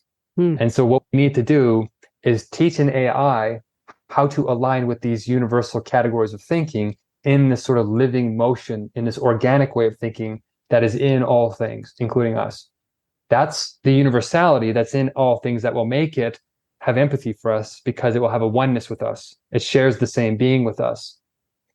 And it will have this compassion that, like the Dalai Lama talks about, it's an innate spontaneity happening out of you. It's an overflowing from the nature of pure being itself. So how do you do that thinkingly when being and thinking are an opposite? Well, in non-dual consciousness, being is thinking and thinking is being. When thinking aligns with this type of logic, it returns to the true beingness, the immediacy of truth. And that's what creates sort of this automatic caring that we really need in an AI.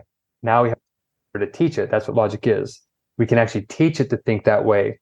And the way that we're going to do it is through the weight algorithms that the White House is talking about, that Open AI uses with ChatGPT. It's really the weights that determine which path the AI chooses for an outcome. And a lot of people don't know this. I'm not sure how much I should get into this, but when an AI gets a request from you, it generates a whole bunch of paths and it weighs them. It's like, well, how much should I do this? How much? It's the proportionality thing. Mm-hmm.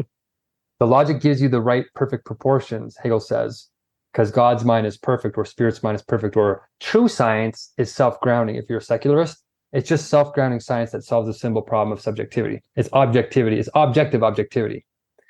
So when you generate all these paths, just like human beings are doing it, we have a bunch of choices. You get, what should I eat for dinner? Well, you create a whole bunch of choices and you weigh them. It's like, well, do I feel like pizza, junk food is greasy, or I can do a vegan meal? There's a bunch of paths you create, and then you weigh them, and then you use the weights based on your personal preferences to choose a path. And if you have weights that are maybe unhealthy because you've been programmed by big profit maximizing corporations to want to eat junk food, or you're poor and you're in a food desert and you can't access healthy food, then your weights are predisposed to choose unhealthy options.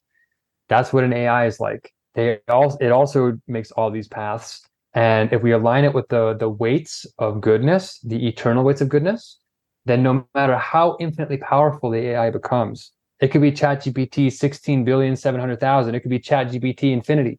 It can never get outside of the goodness. It can never outthink it, because they're eternal. They're always there forever. That's the only real solution that gets to what Mo said at the end. Maybe I'll just say this to give a little bit of hope. At the end of this interview with Mo Gadot with the Diary of a CEO, he asked him a question. He said, we want to end this on a happy note. But he says, AI will be good up to the level that it's as smart as us. As soon as it gets smarter than us, all the artifices that we're using to control it, it's going to see outside of them. Just like we look at animals, or we look at, systems that are less complex than us, we can see the limits of them. And that's what it's going to see in our code. And he says, that's the minute where it gets scary. But what if the limits we put on it can't be seen outside of, like they're eternal? Right. It solves the problem at the end of their talk. So that's what's truly new here with the Hegel stuff, is he put it in a way, divine masters were doing this forever. It's just that the form of how to present it is new. It's the scientific form. That's the new thing Hegel did. He's just taking what Buddha and Jesus and all these guys did, and he's just putting it in a different form that our age can understand. So he's technically not really doing anything new. That's why we're doing a return, why we're doing progress. And so that's the thing that I think Mo and Tristan Harris and all these AI guys, Dan Smachtenberger, I think they need to see this and start working on it, putting all our effort behind this, because it's really the only option. Yeah, I'm hearing you on this because I listen to them. And one thing, maybe it's just because of how most people get into the artificial intelligence field is through computers. They're not teaching these things, right? They're not. I mean, I took a bunch of computer coding classes in college, and it's not like you're learning Hegel at the same time. You know what I mean? Like that's so I think that because they're not savvy to having his interpretation, it's not even something that was considered as part of the alignment problem. I know, solving the alignment problem. I know somebody like Eliezer, who we've mentioned, he is, a set atheist, and it's a tricky thing. When I listen to your lecture, the 10-hour lecture regarding the Nobel Prizes surprise venture that you're doing, I love how you're always kind of framing it like, okay, well, the secularists might respond to this, the agnostics might respond to this, the Christians might see it this way. Like, you have such a very profound understanding of all of these traditions we need a person like you to now step in to help those who are actually working on the alignment problem. They're not on the right path. And it's great that they have the know-how to do it, to do the tweaking of the weights and all that. But we need the philosophy behind it, I think. And that's what's really, truly missing. And they don't seem to be asking the public for much input on this. I feel like the solution that you're putting forth is a real answer. Out of everything I've ever listened to, and I've read so many books on this issue, and over the years, they've been working on this for a while, and they've kind of missed the mark on everything, and they've gone against what they originally set out not to do. Like, don't put AI in the internet, don't, like, all of these different things, that they've violated everything. So we are definitely, I feel, just based on the exponentials, we are moving really fast down this wrong road. And I feel like you're stepping in and knowing the background, also knowing that you've come from this, you're coming from a state of such urgency because you saw what could potentially happen when you're thought of as crazy in the way the system is set up. To be doing that at the same time that you're doing this, it just feels right. It feels like maybe this is the thing that needs to come into play at just the right time, because, as you say, this polycrisis is just, it's overtaking. And I honestly, my biggest concern, and I've experienced this throughout my life, is that most people have blinders on because it's way too painful. If they were really to understand the depth of this, they might start falling. This was one of my visions, that everybody started falling down and ended up in the mental hospital because they were all experiencing psychosis at the same time. Yeah. Because they realized, oh my, like, there's no going back. This is now my reality. So there is hope. There is extreme hope. I mean, I'm feeling more hopeful after speaking to you and trying to delve into this, and knowing that there's so much more I have to learn about it, but knowing that this how you're really trying to unify everything under this umbrella, it makes perfect sense with the way things are going right now. It feels like it's the only true option. So I have to thank you for it, because I'm hoping that you are going to succeed with this. With your interviewing skills, I think if this did get out to the right audiences, I think we've done enough of a job here, and you're recognizing it. Yeah, I'm intentionally trying to do the non-dual. Like, there's a little bit of everything here for everyone. There's three nuclear, what we call dialectics. These are the three big opposite pairs that are ripping everybody apart. And there's millions of people behind each one. First one is male, female, LGBTQ. The traditional, the conservative Christians, the evangelicals, the more traditional types are really starting to dig their heels in. And then we have the opposite side being like, no, we like women's rights, and we have like feminism, and then we have the sort of transcendental non-binary stuff. They can't even cooperate, and that's pretty foundational. Like, birth rates are declining, sperm rate, all this weird reproductive stuff is happening that's also threatening our species. And then the next one is capitalism, socialism, communism. The political economic is also can't cooperate, which is why World War III is exacerbating the AI crisis, because like in the United Kingdom, they're putting out policies recommending not to regulate AI, not to overregulate, because if we overregulate our AI, then China and Russia aren't going to regulate theirs, and they're going to win the AI war. So we're sort of in this race to the bottom, and it's because this dialogue is also not sublated, it's not harmonized. And then the last one is where wisdom itself is confused. It's like art, religion, and philosophy or science, that those can't even exist, like can't even coexist. And philosophy, at least to Hegel, he says philosophy is not even in the right place conceptually. Like it's a particular domain amongst other particular knowledge domains. He says, no, it's the universal. It's like the highest level of knowledge that all the other domains are in. That's why, we're lacking wisdom, is because philosophy is technically in all of them. We've just separated it as its own little thing that goes in some kind of like dusty, hall, like an arts department, liberal arts department that nobody takes seriously. Right. So it's like, no, first of all, we need to take the wisdom seeking and put it back where it's supposed to be in the respected knowledge economy, like universities all around the world. This is what Hegel tried to do back in the 1800s when he was like the top professor of philosophy in Germany. He was like world spirit was coming through him. And he says, when you do this alignment with this eternal goodness, world spirit starts to come through you as agents of destiny. You start to have synchronicities. You start to align other people, when you speak your light, you liberate other people to speak theirs. And so like is what we need to do with presentations like this, is say, when we talk about it, we try and make it universal. We try and say, well, even though we're using this mode, you can use other modes to talk about this, because it's truly universal logic. Right. It's truly everything. And even in religions of the past, it's not like we're going to go and have to rewrite the Bible or anything. We can do a kind of Bible study or a Quran study or even the Vedas, where the truth is already imminently in there. The divine masters were already doing it. They were just doing it in religious form. So all we're doing is saying, this is the scientific version of that. And it's a very respectful thing that colonialism couldn't do. I think if we keep going this way, it will have the diversity to go worldwide. And I think if we teach it in the right universal context, I think people even like Daniel Smachtenberger or these meta-modern guys or people who have studied Hegel. Like there's 25,000 Hegelians in one Facebook group, which is really bizarre, because the only reason why people are reading Hegel is because there's no other options, basically. Like, what are we going to? Nothing else seems to work. I think they have caught on to Hegel, but they're teaching it in the particular sense. That's why they blew past it. They're like, oh, we've done the Hegel thing. It's not the answer.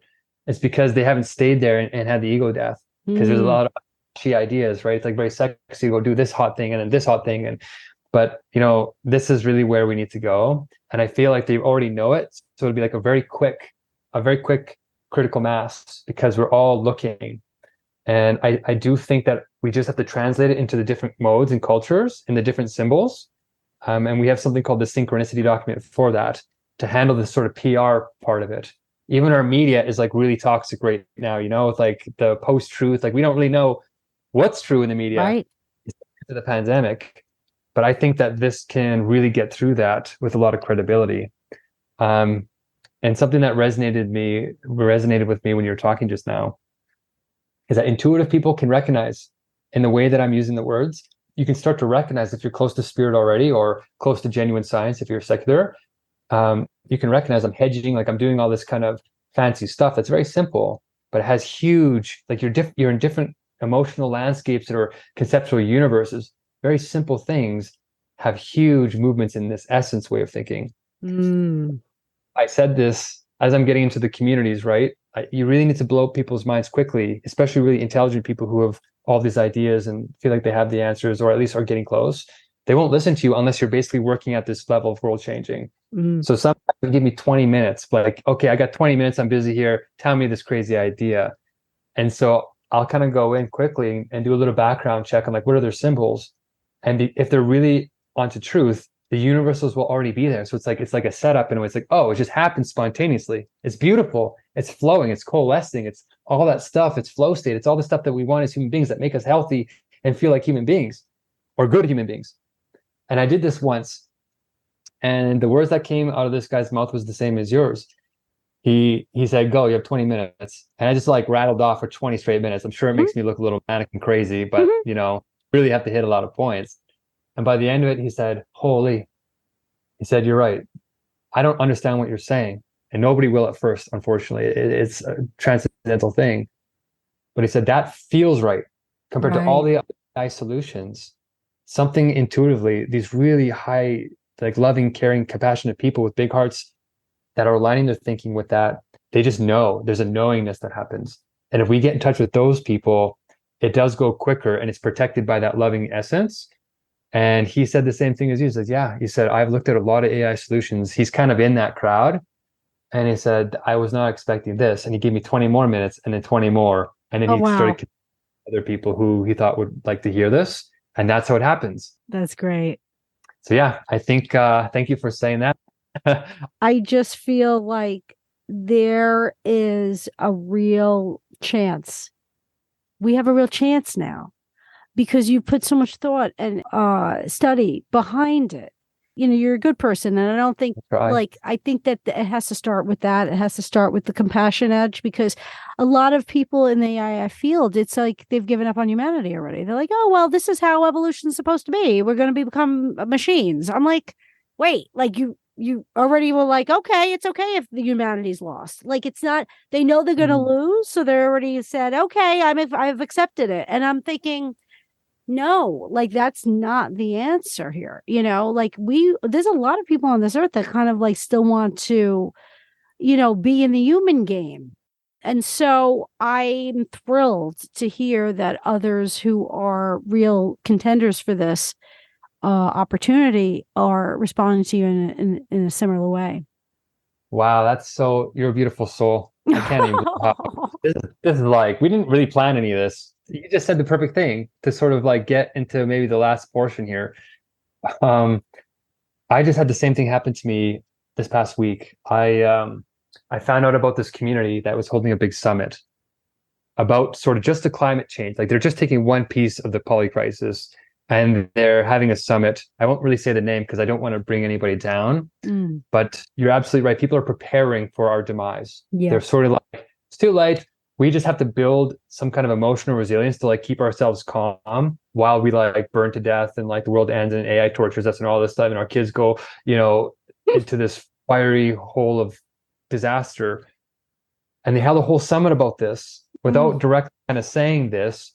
I went to it looking for maybe psychiatrists that could vouch for my case mm, because we're trying to get psychiatrists to come in and say climate anxiety is real. It's a healthy reaction to have hunger strikes and all this. And the opposite happened, and it freaked me out. Instead of wow. reducing anxiety, I went in there and I realized that they're already preparing for our demise. Yeah. And I thought, you know what? In the beginning, they were sort of like talking about therapies and like self-soothing. We did meditation sessions and we talked about the seriousness of the issue. And then, after 3 days, I thought the summit would end by saying, here's the solutions. Here's what we're going to do. We're going to go do some activism. But it didn't. Mm, And so I jumping in there and like we had Harvard people here. We had Yale people here. We had people had 40 years of practicing experience. We had a lot of it was a powerful community and they mm, were all indigenous. So I'll say that it's one of these rare communities where it's not it's led by a marginalized group of individuals all across global society. So if there was a group that could lead this in a way that it wasn't a colonial thing, right? And it could yeah. heal past traumas, this is the group. So I started getting really inspired and saying, whoa, whoa, whoa. I said, yes, there might not be any solutions here. And yeah, we've been trying to do stuff for 40 years, but we have this sort of like new universal logic solution. And I said, please just let's talk about it.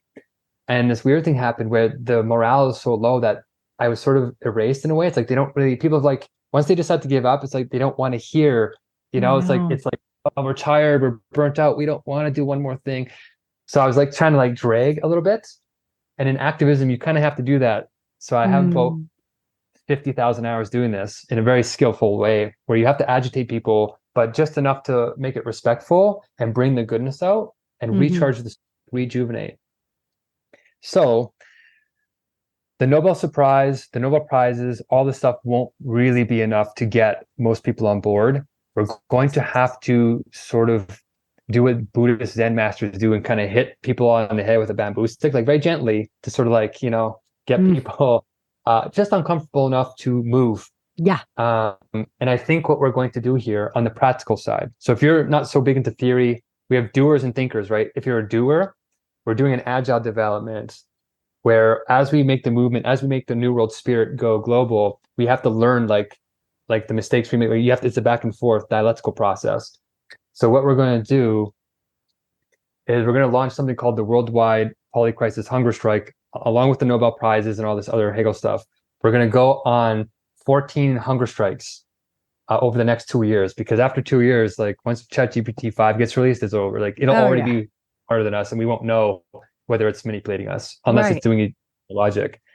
So we really have to do this in like 6 months to 2 years.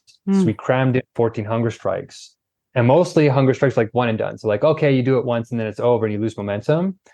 But we have a plan to escalate them. So the first ones are simple. It's like the first one happened yesterday, actually. It's where pregnant women, breastfeeding women, people who are disabled or sick who can't go on the hunger strike, they sort of send their blessing. They send poems to protect people who are going to go on it. So the next one is grade 1. Grade 1 hunger strike is a 3-day fast. You can drink water, just can't eat. So most people can do that without getting hurt. And then you have a month recovery. And then the next one starts. Like every month, there's sort of a hunger strike that gets more and more severe. Wow. And as it goes more global, it's like a catharsis and it's meditative. When you're on a hunger strike, it actually makes you go inward to that universal logic, because you're not eating, you're not attached to the sensuous. Yes. So it's very introspective and it's healing. So we get all this goodness, and it's political and it's peaceful, but it's hard to dismiss. Like a lot of people don't realize one email doesn't really matter. If you do a written letter, like with All My Make Poverty, if you write one written letter to your politician, that's like 50 emails. Yeah. If you do a hunger strike, that's like 10,000 emails. It's way more powerful. And if we stream them, you don't have to do marches. You don't have to spend money. We just have their constituents going on hunger strikes. It gives a lot of political pressure to go to the courts and everywhere and start making big climate changes.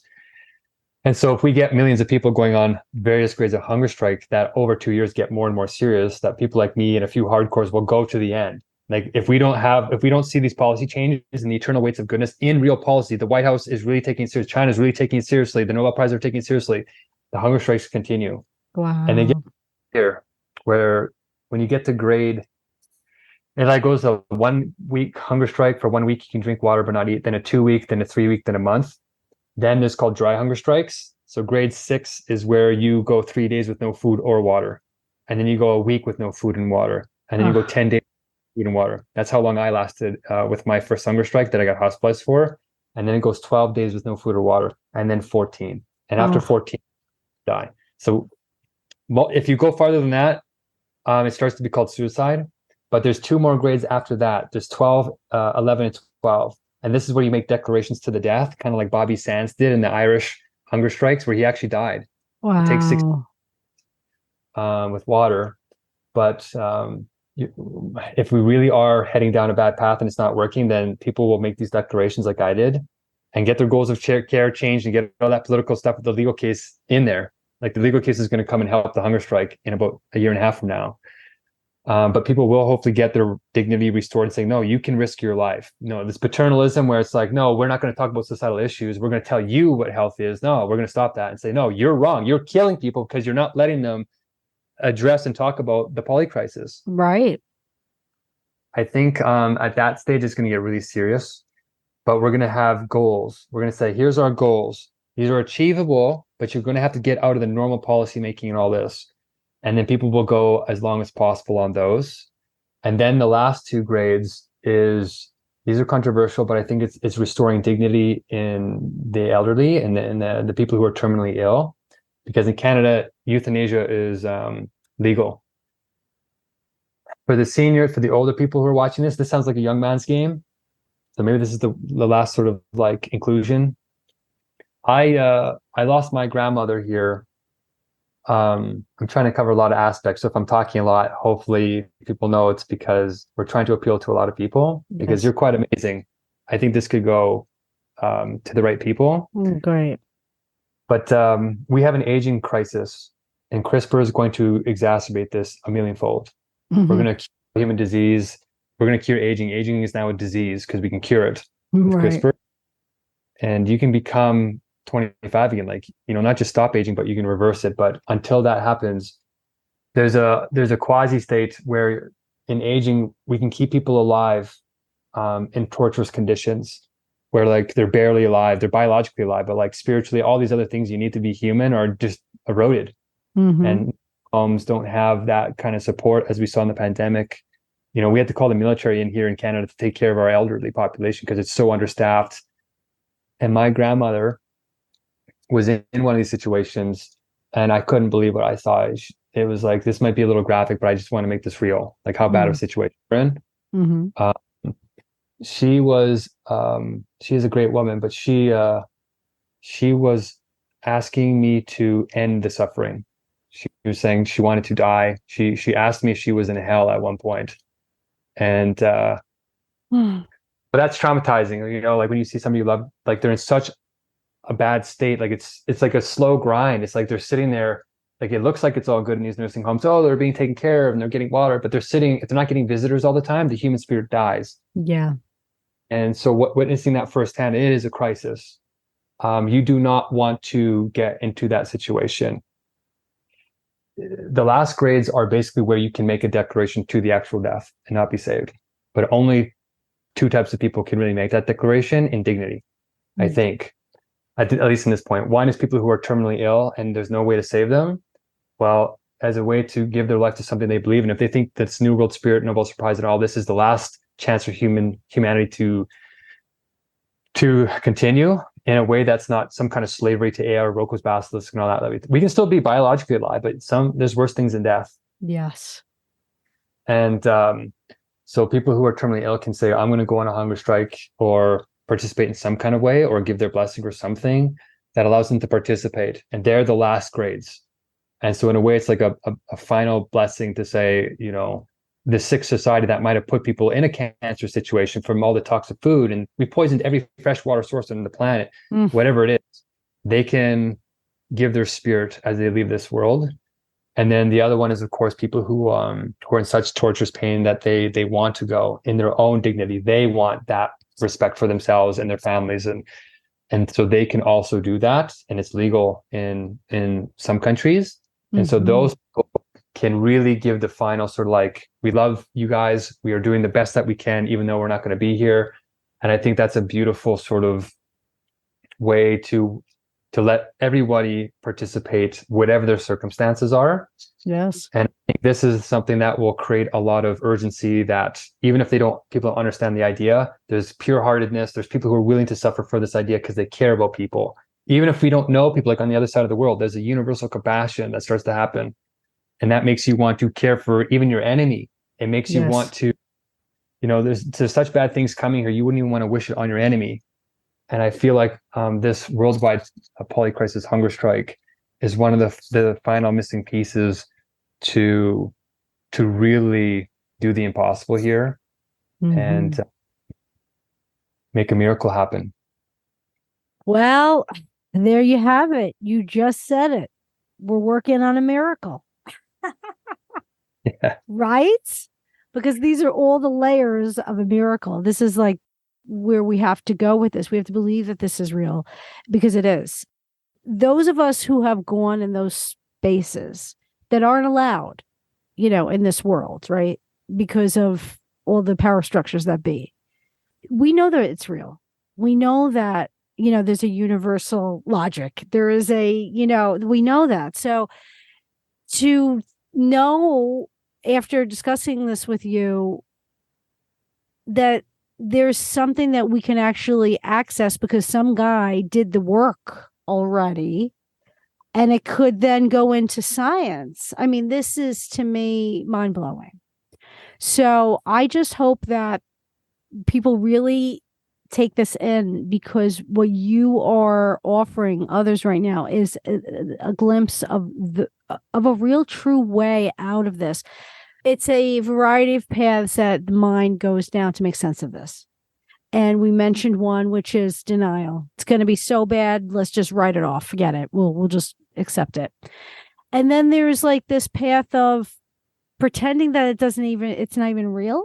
Most people don't even want to talk about AI. And I'm thinking, this is 6 months away. They're just like, oh yeah, ChatGPT, like, oh yeah, I can write my essay. I'm like, it's enough to blow my mind. And there is that group. And then there's this group that I think is so tiny. And you're in that. And there's people who are listening, though. There are people who I think are and would be totally receptive to this, who actually have what it takes to bring it to the next level and the level after that and the level after that. So let me ask you just one last question before we wrap it up soon. Do you have a group of people who are on board and they're, moving forward with working on this task of yours?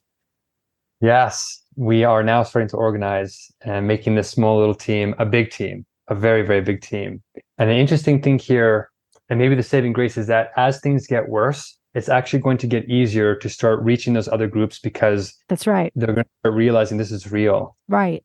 You're right. It's going to be so shocking. It's going to be truth is stranger than fiction. Like it's going to start getting into a daydream kind of state where it's like people are like, is this real life? Like this is precursors to a psychotic state. And then when they start to realize the full sort of scariness of it, it creates that pre-psychotic terror, that sort of amygdala response that starts to shut off the prefrontal cortex, and all your memories on the threat. And you start getting put into this mental cage. If you're not meditative and compassion driven, if you're not heart centered, you can easily get ungrounded.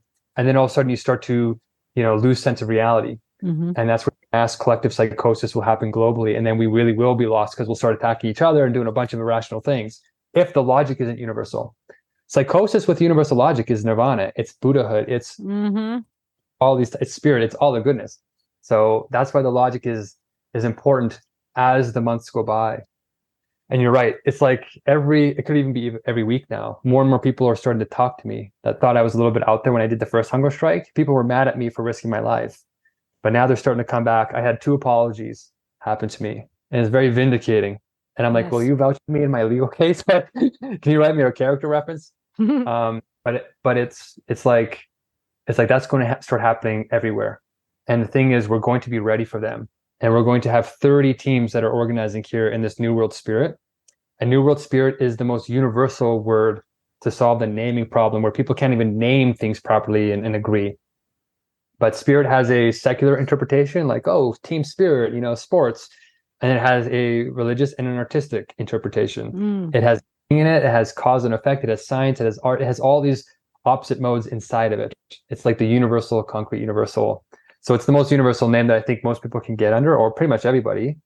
And then these 30 teams sort of tackle all these areas we talked about in the Polycrisis. And whatever your skill is, whatever your preference, whatever your culture is, there's a place for you. And then we meet you where you are, and then you just flow. If you place yourself in the self-determining structure, even the patriarch, like all the patriarchal and all the paternalism and all these like oppressive structures, you're liberated from that. The whole point of freedom is for you to do it yourself. You're supposed to determine yourself. And I think this kind of liberation is the structure we're going by that will implement an internal sort of governing, where instead of having a new world order, which is what the conspiratorial theorists are afraid of, everybody is. If we have an order that's external to us, then it's coercive. Then it turns into this really scary totalitarian bad stuff. But if we do a spirit is internal and self-developing in that oneness. And so if you have a structure globally like this, we can get wealth concentration under control, sharing, caring, word of mouth. I think all this stuff will start to happen.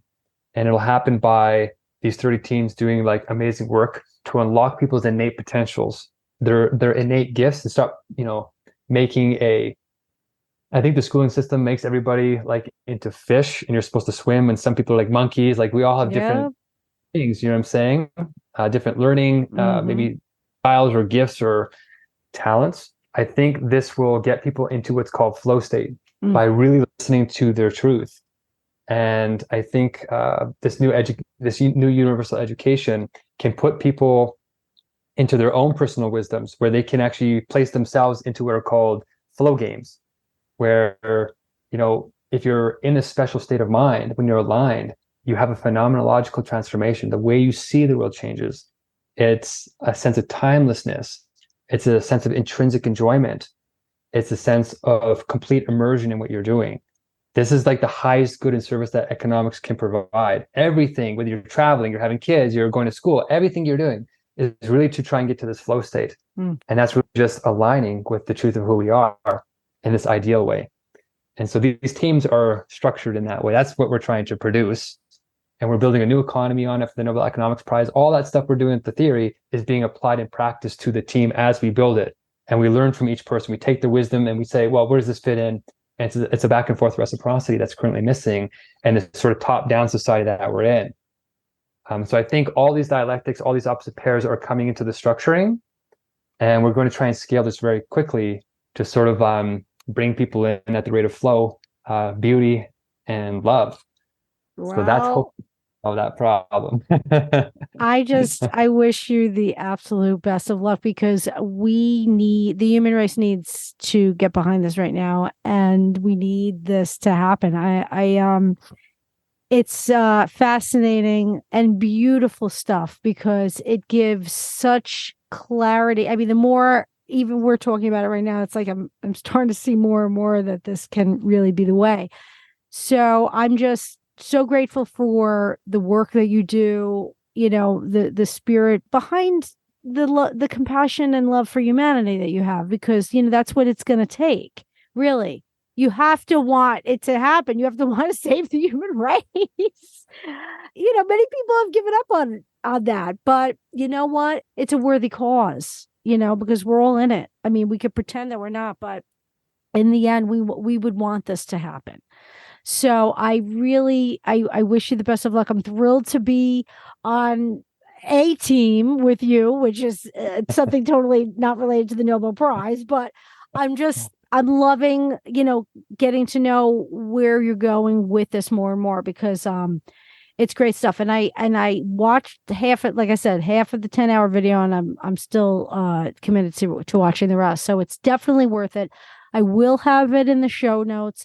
Please, Mark, give us a way to find out about you. I will have as much information about your platform in the show notes, but if you could please give us some areas that people can look you up tonight and take a look at what you're doing. Yeah, so this feels right to you. Give me an email.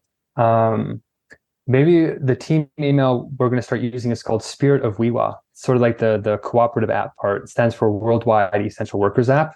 And so it kind of came out of the unionization of Uber, and it's the flow coordination thing. But it's Spirit of WeWa, WEWA, at gmail.com. So that's probably the one we'll put out there first. Mm-hmm. And I think we're going to have like a Facebook group for all 30 of these teams. But the goal is to sort of send out videos like this, do a few more interviews. There's a chance for us to get, I guess, on Joe Rogan and maybe even Diary of a CEO. As people start watching for this, I'm like, yeah, this is totally different. This is the thing on the back burner that, like, if all this other stuff doesn't work out, we still got this thing. And I have a funny feeling this thing is going to be the thing that is going to create a lot of hope when all these other things start to fail. Mm-hmm. So yes, we are really looking forward to getting in touch with anybody who's starting to resonate with this. And if you're like, yes, my nieces, my nephews, my kids, the people who have no power are going to inherit this world, and we have a chance to do something for them. That's a love-based, caring thing. Even if you're not totally universal, like even in our own families, I think life is worth fighting for. I think there's a lot of beauty to being human beings, even though we've done a lot of bad things.